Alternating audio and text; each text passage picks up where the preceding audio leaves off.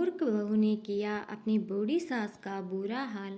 किसी गांव में शांतनु और उसकी पत्नी रहते थे। उसकी पत्नी एकदम मूर्ख औरत थी। एक दिन शांतनु अपने काम के लिए विदेश जाने लगा। जाते जाते अपनी पत्नी को बुलाकर उसने कहा, मैं विदेश जा रहा हूँ, तुम अच्छी तरह रहना, बच्चों को भी संभालना और मेरी माँ का भी अपने बच्चों की तरह देखभाल करना। याद रखना, माँ से कोई काम मत करवाना। पत्नी ने बोला, ठीक है, मैं आपकी बात समझ गई, मैं वैसा ही करूँगी जैसा आपने बोला है, आप आराम से जाइए। पत्नी ने बात ध्यान में रखी। उसका पति तो चला गया।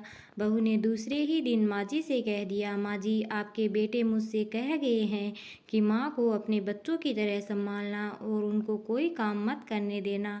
अब आप घर का कोई काम मत कीजिए, आप तो इन बच्चों के साथ खेलिए, खाइए और मौज करिए। माँ जी गहरे सोच में पड़ गई। फिर बोली, बहू ठीक है, अब मैं ऐसा ही करूँगी।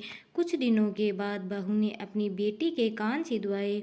उस समय बहू को अपने पति की यह बात याद आई कि माँ को बच्चों की तरह ही संभालना। इसलिए बहू ने माँ जी के कान छिदवाने की बात सोची।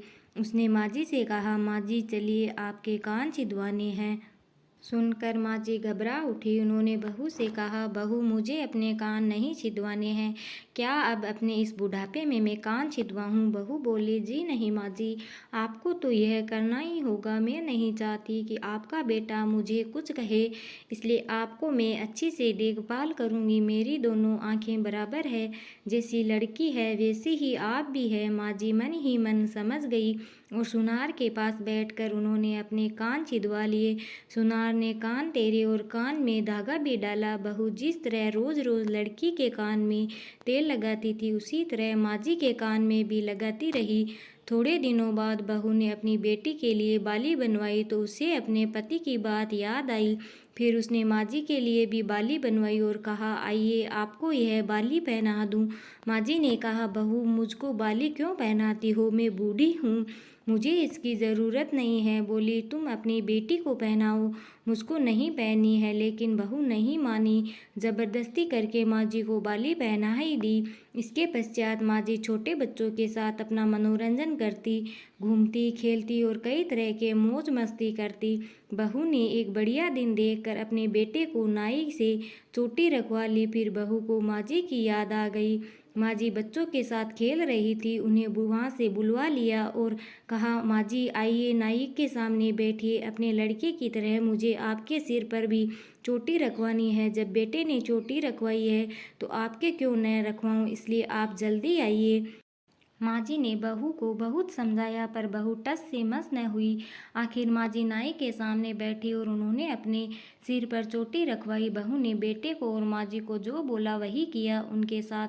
बाद में बहू रोज माँ जी की चोटी में तेल डालती, चोटी गूंथती और सर पर ओढ़नी डालकर माँ जी को बच्चों के साथ खेलने के लिए भेजती। जब खाने का समय होता तो बहू उनको आवाज़ देकर बुलाती। ऐसे ही रोज का हाल था। जब बेटा घर वापस आया तो सबसे पहले उसने पत्नी से माँ के बारे में पूछा कि माँ कैसी है और कहाँ है, मुझे उनसे आशीर्वाद लेना है। पत्नी बोली, माँ जी तो बच्चों के साथ खेल रही है, यहीं कहीं होगी, आ जाएगी।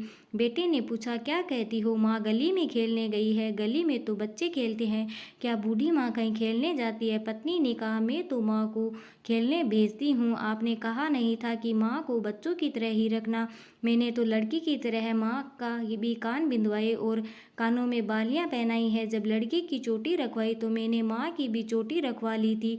जब मैं सबको खेलने भेजती हूँ तो माँ को क्यों न भेजूँ? मुझको सबके साथ साथ एक सा व्यवहार करना चाहिए। पति समझ गया कि उसकी मूर्ख पत्नी की अकल का दिवाला निकल गया है। बाद में पति के कहने पर पत्नी ने माँ को पुकारा। माँ जी गली में से खेलती खेलती आई और अपने बेटे को देखकर उसकी आंखों में आंसू छलछला आए। माँ की हालत देखकर बेटा भी दुखी हो उठा। बहू की मूर्खता के लिए बेटे ने माँ से माफ़ी मांगी और पत्नी को बड़ी उल्टी सीधी सुनाई। कहानी अच्छी लगी तो लाइक